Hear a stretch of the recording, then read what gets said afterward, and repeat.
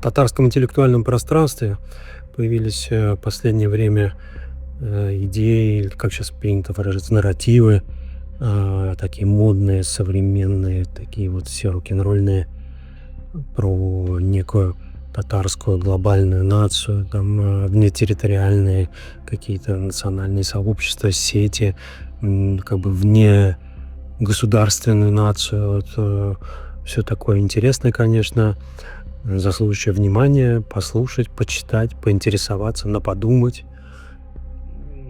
Но вот я когда все это слушаю, у меня только одна, в первую очередь, мысль возникает. Не надо нам подбрасывать. Всем же очевидно, что единственная возможность, единственный шанс, единственный путь сохранения, развития и спасения, татарской нации сейчас — это борьба за сохранение, укрепление, возрождение, восстановление суверенитета республики. И это развитие национальное на своей территории, в рамках своей национальной государственности.